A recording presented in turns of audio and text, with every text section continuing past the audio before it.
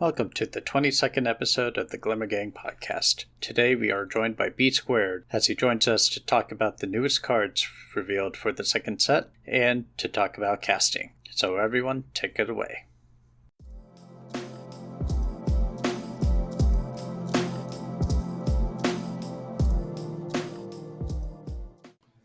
All right, everyone, welcome back to episode 22 of the Glimmer Gang Podcast. And we have a very special guest with us this week. Brandon, or B Squared 24, is here. Brandon, how you doing today, sir?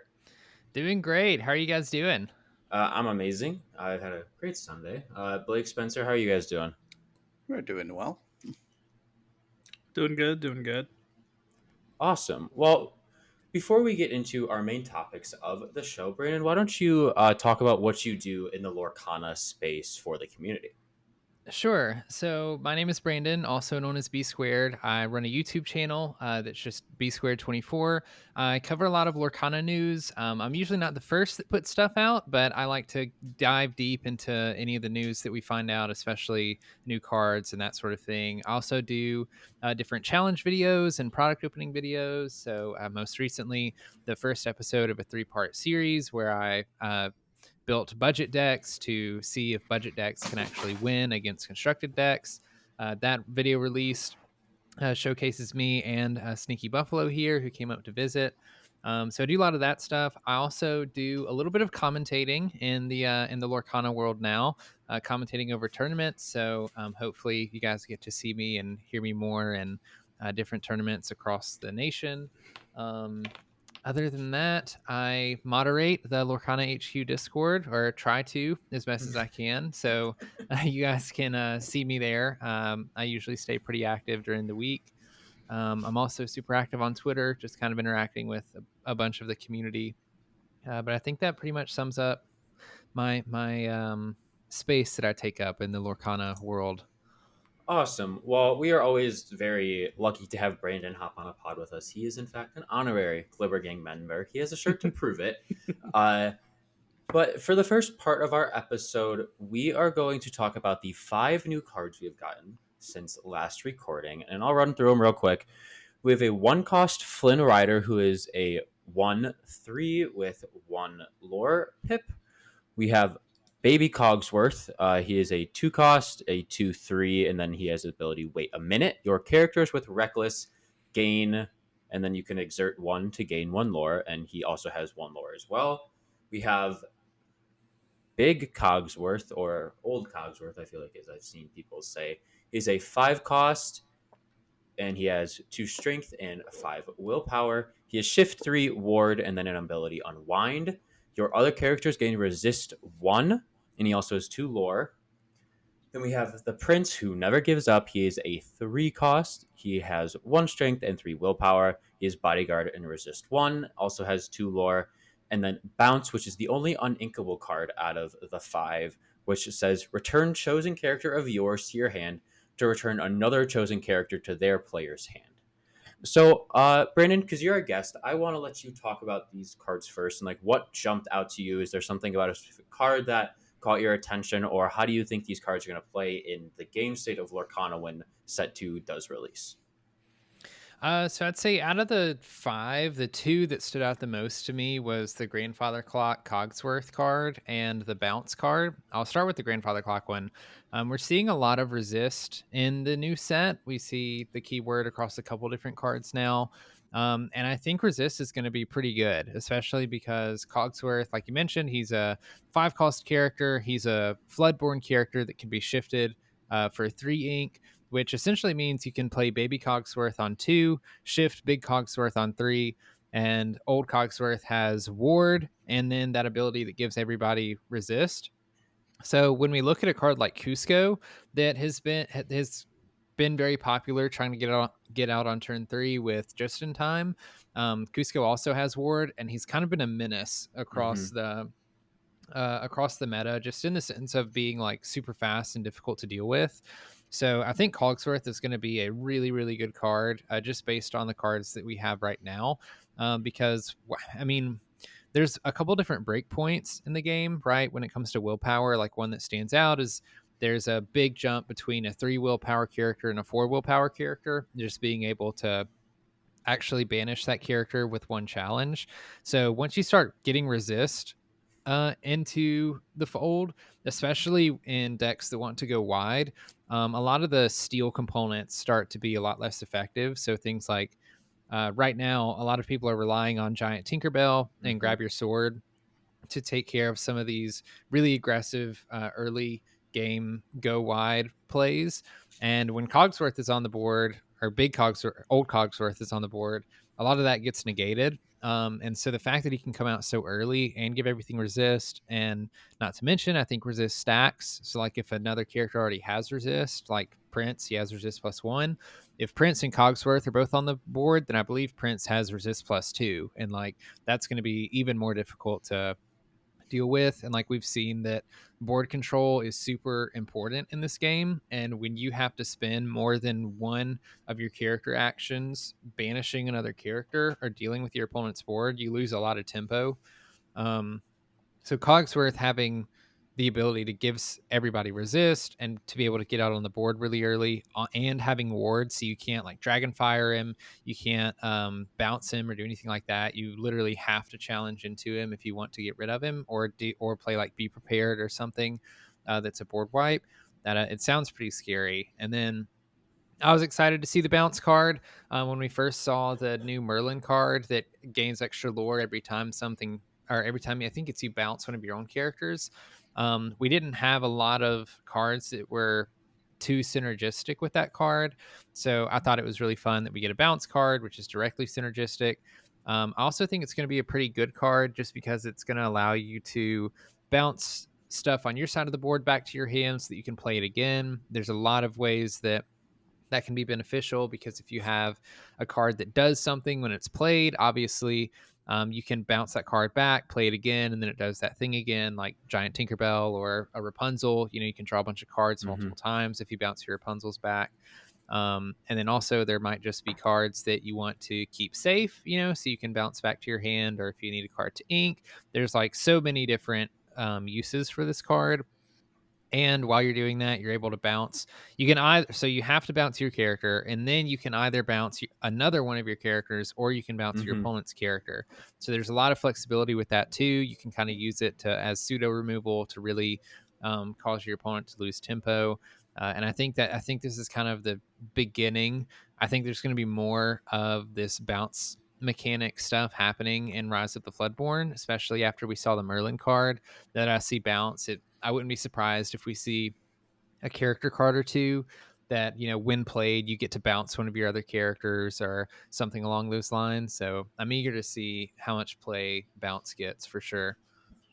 Yeah, I think this is something I believe Sean has mentioned before.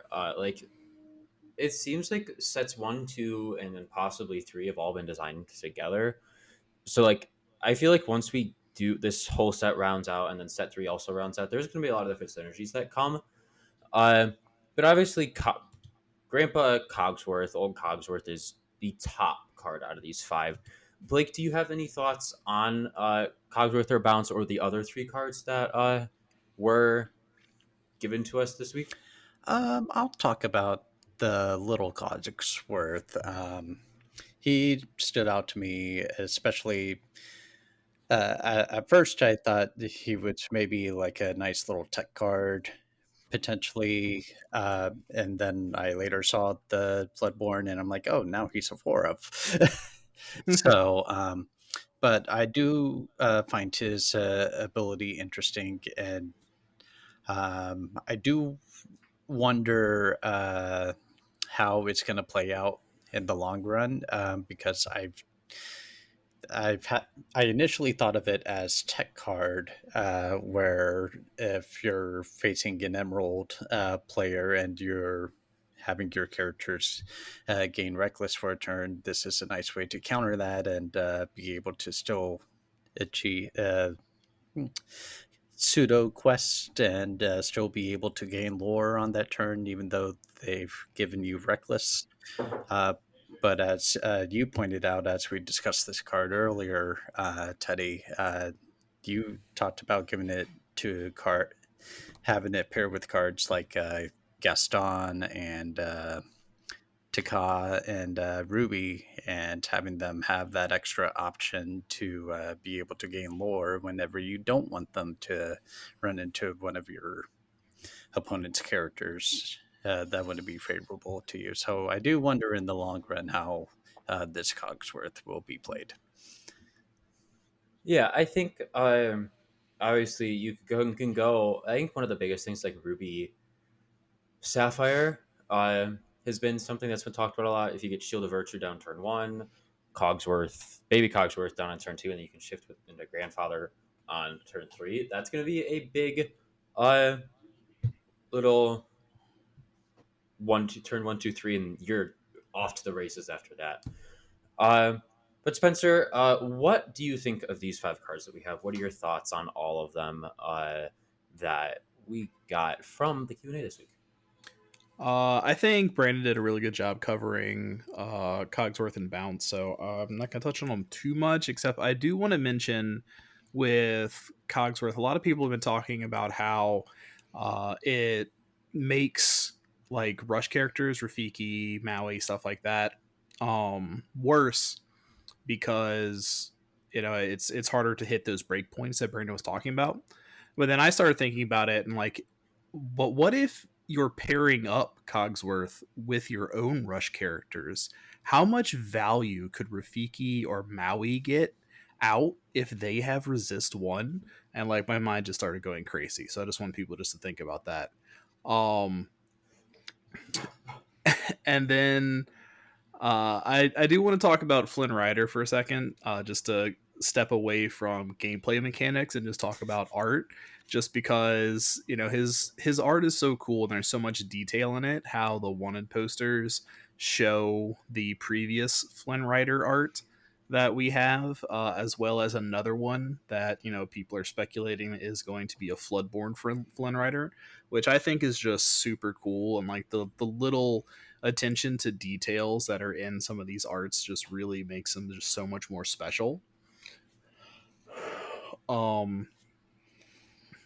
Yeah, and then I did want to bring this up a little bit because there's been a lot of talk about power creep already coming into play, and I both agree and disagree, because like we haven't seen anything that's wildly like crazy in power compared to things that we've seen already. Like people are talking about Cinderella Stouthearted, and like if you look at her versus Tinkerbell Giant Fairy, I think they're pretty similar in terms of power level. But we do have a lot more instances currently of things that are slightly over-tuned for their cost. So for example, 2 cost 2/3/1 lore character is the baseline for a 2 cost.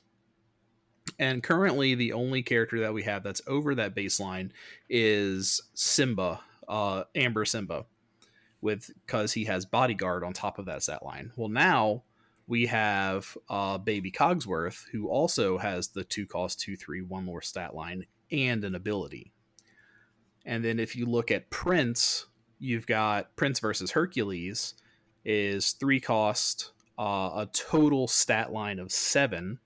So for Hercules, it's 3/3/1. For Prince, it's 1/3/2. With Bodyguard, so he's actually 6, but he's got Bodyguard and Resist. So it looks like Resist 1 is only a 1 stat, like it's worth 1 willpower essentially.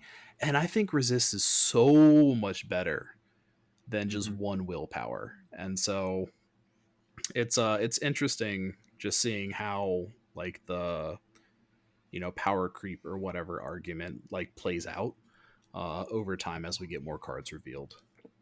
Yeah, does anyone, Blake or Brandon, have you guys any thoughts on that, like power creep? Because I know, like, obviously, like John T or Inkwell, he made a video about it recently.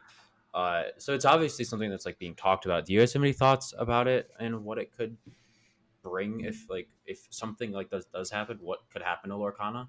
I mean, I definitely understand some like the concerns that people have about how quickly power creep is coming into the game. This is only the second set. If they're releasing a bunch of cards that are already so much better than the cards in set one, what does this game look like 5 years from now? Like, I totally understand those concerns. But as someone said earlier, I want to say that at least the first couple sets were designed all at once. I know at the very least that a lot of the art for the first, I think it was at least 3 or 4 sets, was designed at the same time. So like all of the artists have no idea when they're gonna see their cards. They just know like cards that they've designed, which leads me to believe that the actual design of the cards were probably relatively within the same time as well. So although cards look really busted right now, first of all, we've only seen like 19 cards from the new set, and we still have 100 and something cards to see afterwards. So like all the things that we might be concerned about now might have answers that we just haven't seen yet. Yeah, I mean, a lot of the cards look strong. Like I'll agree with Sneaky on if resist is only um equivalent to one stat line, like one willpower. I think it's worth more than that. For sure. I think like it can get out of hand pretty quickly if you start stacking it too much. Like I look at Prince, and I just think it's a really good card because he may not hit as hard as like Hercules does, but he's a better quester. And I don't believe right now there's an answer to Prince in the game unless you play Gaston like on 2 in preparation for him, or after you play Prince, your opponent is on turn 4 and they can play like Zeus or something and then rush Zeus into Prince. Which can be a little scary because when you can't like get rid of something that is potentially really strong, like we've seen how strong Bodyguard is just with Simba and being able to play Simba on turn 2, and stop the opponent from getting rid of your Lilos and your other 1-drops that you want to keep alive. I think that's really powerful, but I'm trying to save the anxiety and the um, being concerned about power creep until we see more of the set before I start saying that, oh, this card is busted and it's going to be a problem. And I mean, we kind of experienced the same thing in the first set. There were cards that got revealed that as soon as they got revealed, a bunch of people started saying, oh, this is going to be the first card that gets banned. And like I remember A Whole New World was one of those cards, right? Like everybody thought A Whole New World was going to be crazy, and like it's played in top decks right now, but it's by no means a card that's like ruining the format. Like it's totally fine. So we'll just have to wait and see, I think. Yeah, I think obviously it's power creeps. It's really interesting, and I think Brandon said it well. Just like we have to wait and see. Blake, do you have any thoughts on it? Just a lot of the same things.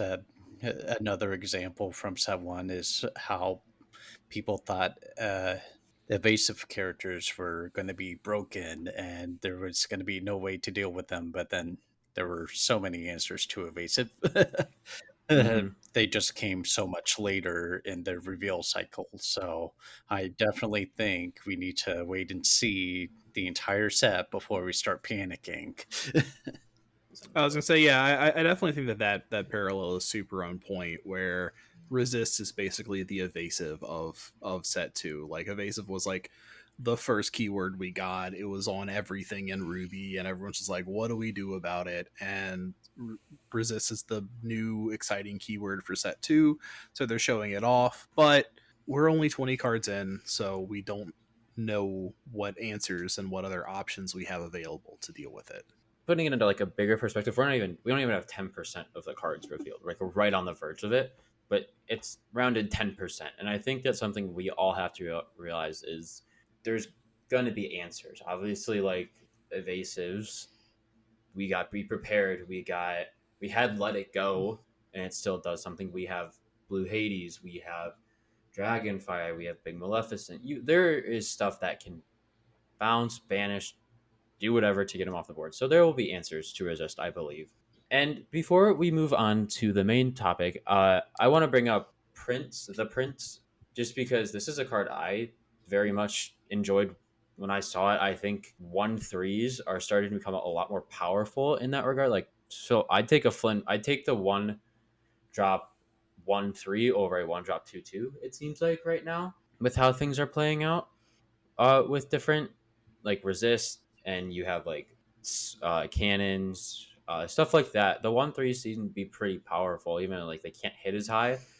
They're still going to stay on the board for a hot sec longer. And the Prince having bodyguard and resist one means that's, unless like it's if it's played on turn 3, or if like you get it down on like turn 3, that's gonna, like, a smash won't do anything to it, a 3-3 won't do anything to it, and well, at least it won't be able to remove it from the board. So you have a bodyguard set up, and you can just keep questing for 2, which makes it even better. So I do think that Prince is going to be, he takes the spot of Hercules, in my opinion. I guess you can like argue maybe power creeps there, but he kind of just is. If you want a card that's gonna, like, Hercules is a 3-3 obviously, but I feel like you want to play Prince in that slot. So yeah, that's kind of my take. And obviously Cogsworth Grandfather Clock is great. Bounce is going to do well. Cogsworth Talking Clock is going to be played for us. So you can shift. And Flynn Rider, I think, will be a very good one drop in Emerald anything. But before we move on, do you guys have any other thoughts on these cards that we got? I do have to take a moment and say I think the Prince art is really good too. I know we talked about the art some, but I don't know. I really appreciated the art on that one. Yeah. Ari Willie, I think, is the artist. Yes. All right, so we got 5 new cards this past week. We're probably, hopefully, cross our fingers, we're going to get more this coming week to cover the next episode. But the main point of this episode is casting. And I know Sneaky has done a lot of it. Brandon has done a lot of it. So Spencer, I want to go to you first. What got you interested in casting for Lorcana, and what have you done like so far to like be a part of that? Yeah, sure. So, what got me into casting for Lorcana was actually doing my other podcast that I did in the past with Wargaming. I was running some online events and stuff, and was doing some casting for that with my podcast mates, and just to help hype up the events and stuff and whatnot. And it was just so much fun, and I enjoyed it so much that it's something that I realized that I wanted to continue doing now that I'm moving in, now that I'm in the Lorcana space. Unfortunately, I haven't really had the opportunity to really do much casting so far for Lorcana, largely just because my internet is terrible and it's not something that I can consistently do in the quality level that I would like to be able to. So I'm looking at maybe doing some like recorded casting type stuff, and trying to move into the space in there. But I've kind of been overwhelmed with doing the TO side of things and the judging side of things right now.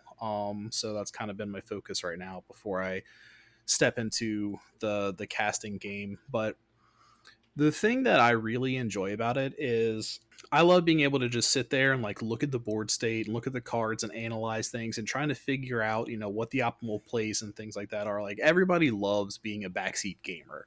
And at the end of the day, when you're a caster, that's your whole job, is to be that backseat gamer, and you get to participate in the game and like do all the fun stuff that you like to do.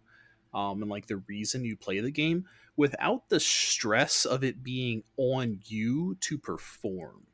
Um, and so that's kind of why I really like it, because it hits all the buttons that I enjoy about the gaming without the added stress. Awesome. Well, Brandon, obviously you have, I'd say, a little more experience in the fact that you've casted for 9 hours straight for the Tampa event that was held a few weeks ago. Why don't you talk about why you got interested in casting, what you've done so far, and where you hope that this takes you? Yeah, so my interest in casting stems a really long time ago, back when I was probably, if I had to guess, anywhere between sixth and 8th grade.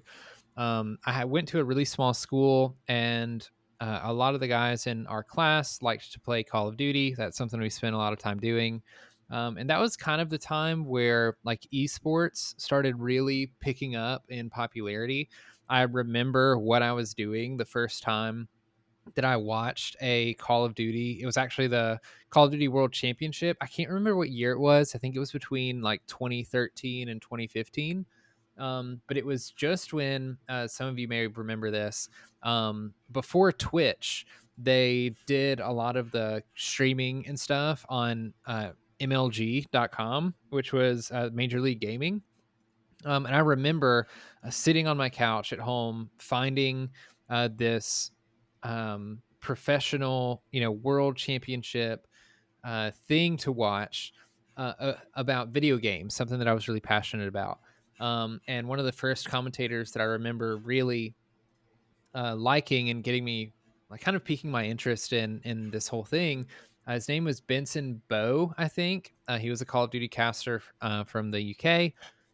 And there was just something so fun about like the energy that the commentators and the casters brought to the stage. And it's like I was so used to watching sports growing up where they have commentators, and sports is a regular thing, especially really all around the world for people to watch and use a pastime.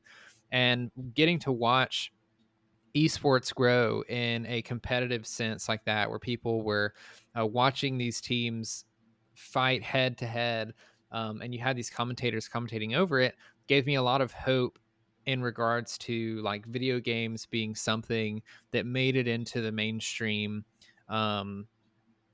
world, I guess, is something that people did as a hobby. And like obviously years later, now we see that has sort of happened.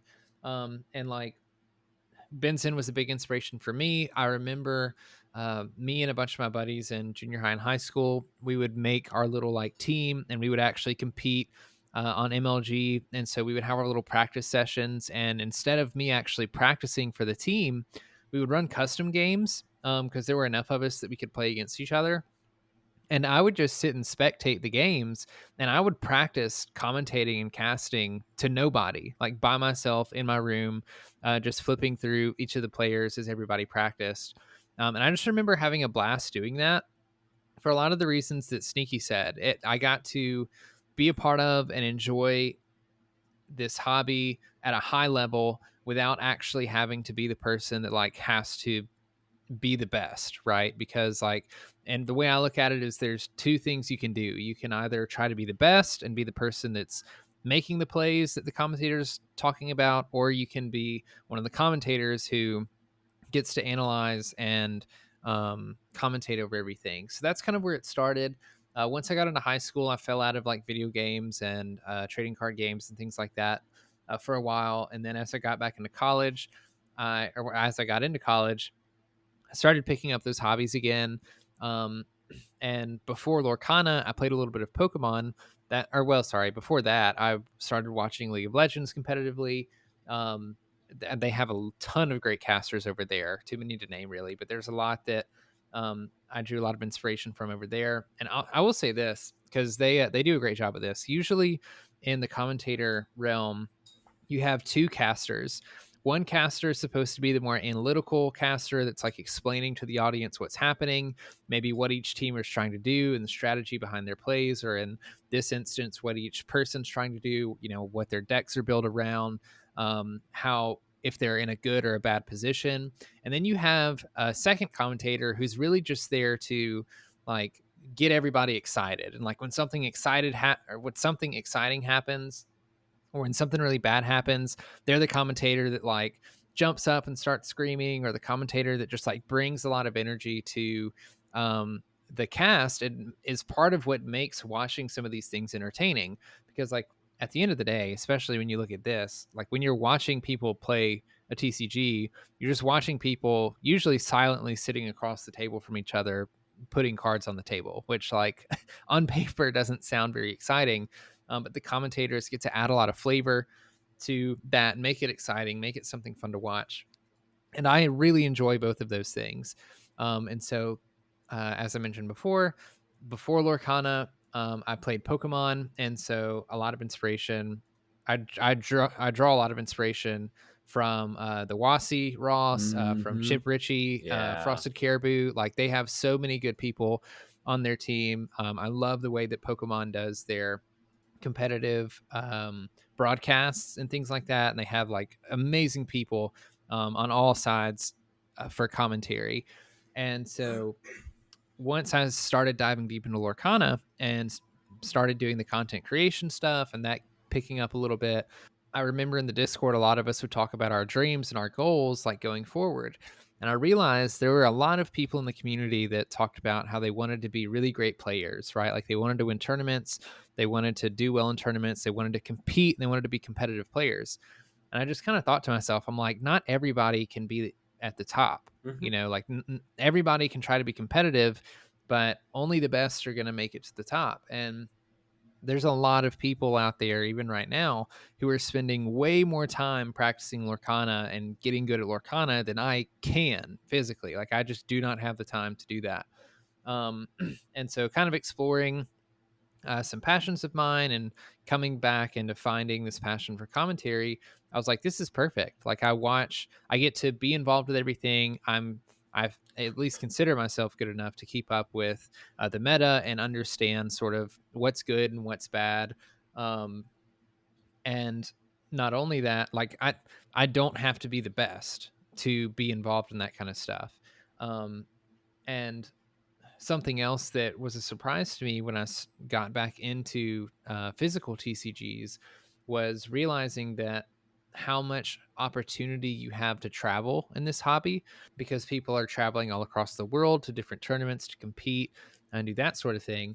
And it wasn't until I started watching a bunch of the Pokemon stuff that I realized, oh wait, like all of these commentators, especially the ones that are commentating like official events being run by the parent company of whatever they're commentating, they're getting paid to fly out to these places, hang out with all these cool people, commentate for the weekend, and then go home.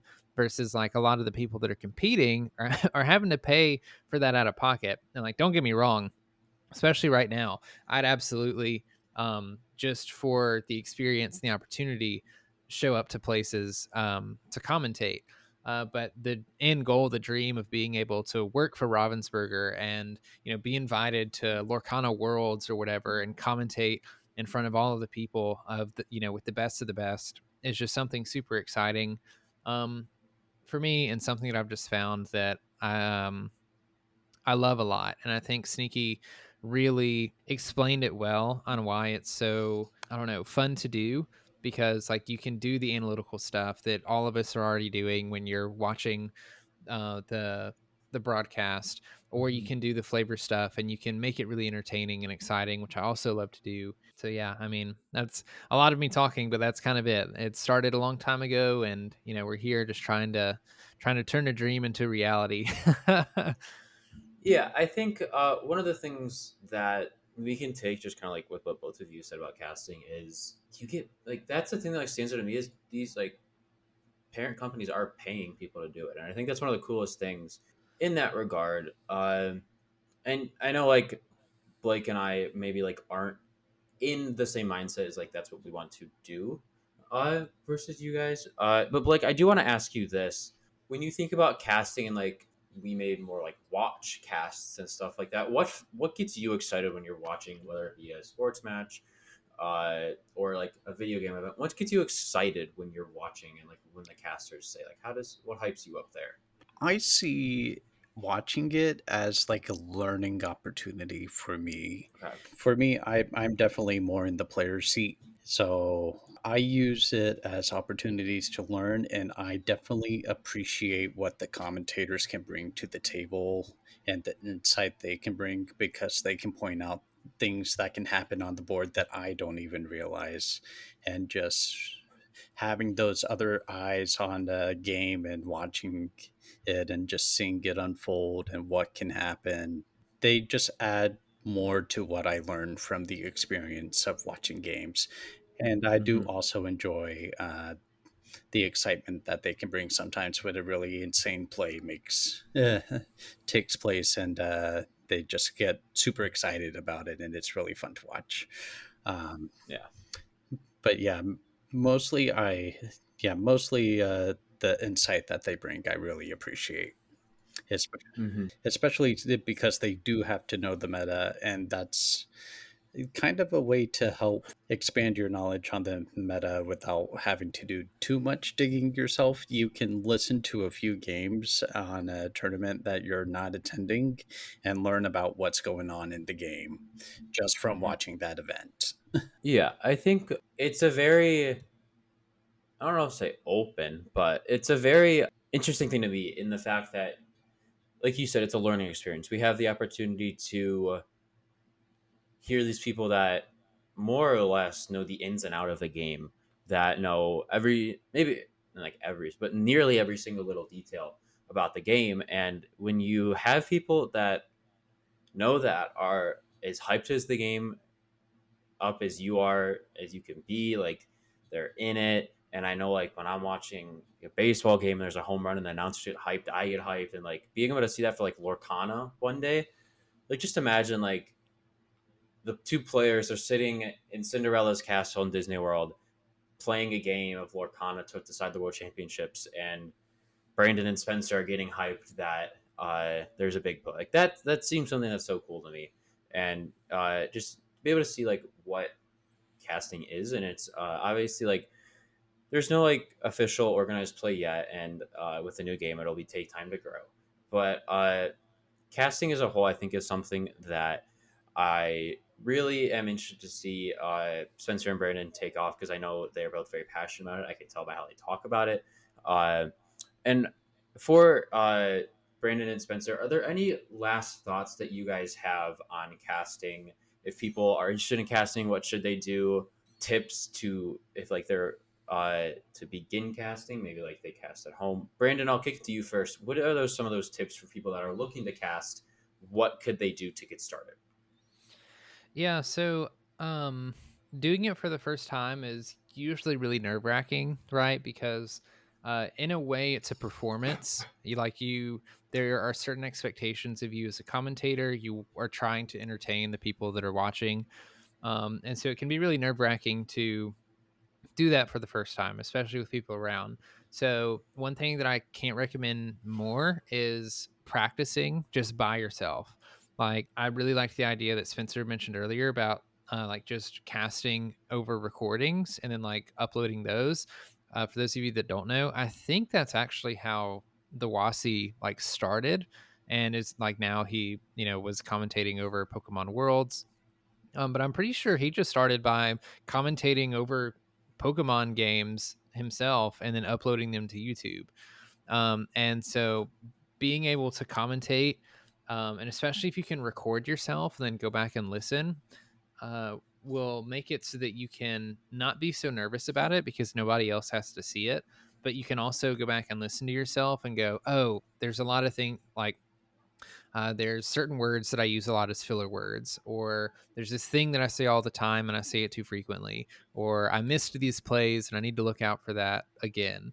There's lots of different ways that you can improve as a commentator and can improve just in speaking, because having to speak on the fly and think about all of the plays that can happen and being able to explain it while also paying attention to what's happening and not stumbling over your words, it's a lot to do at one time, and it takes practice. So if anybody wants to do something like that, yeah, like just practice at home. Record your own games or go watch videos of people playing Lorcana, or go watch tournaments, past tournaments of people playing Lorcana, and just turn the volume off and commentate to yourself, and see where you can improve. And hopefully eventually you get the opportunity to commentate live, or sometime maybe your LGS is hosting a tournament and they're broadcasting it and you want to volunteer to commentate over that. That's a relatively low stakes thing you can do. But ultimately I'd say practicing in private, and especially recording it and going back and listening to your own commentary will help you grow as a commentator and get over a little bit of those nerves that can come with commentating when there's going to be people watching. Sweet. Spencer, before I recap casting as a whole, do you have any other tips for people who are interested in casting to be able to do, or things, actions they can take that would help them?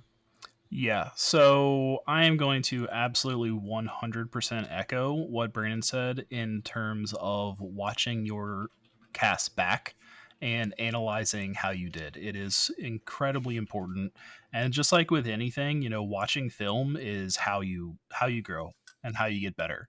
Um, on top of that, a couple other tips I'd say is one, don't worry about the technical side of things.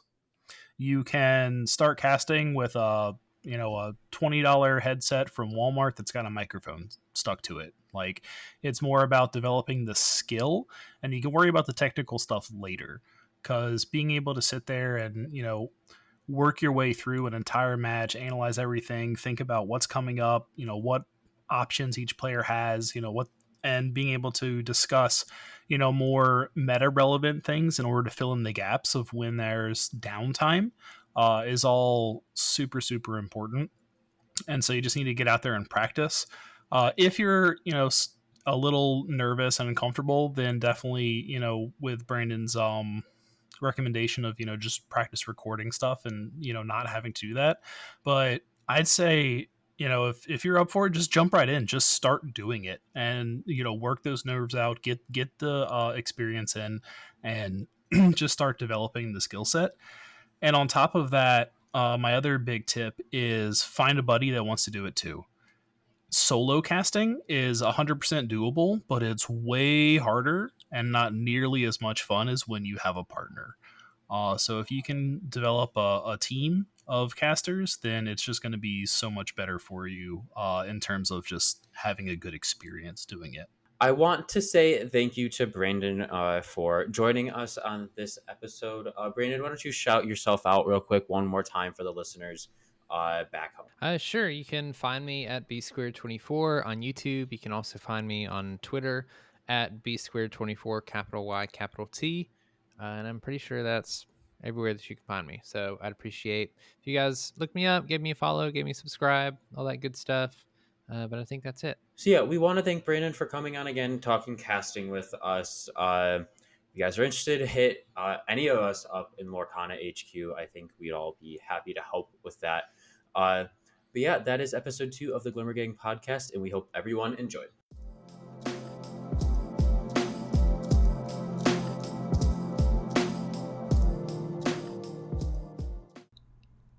Thank you for listening to the 22nd episode of the Glimmer Gang Podcast. Please be sure to follow us on all of our socials and reach out to us if you have any questions that you would like to see featured in the upcoming podcasts. But for now, Glimmer On.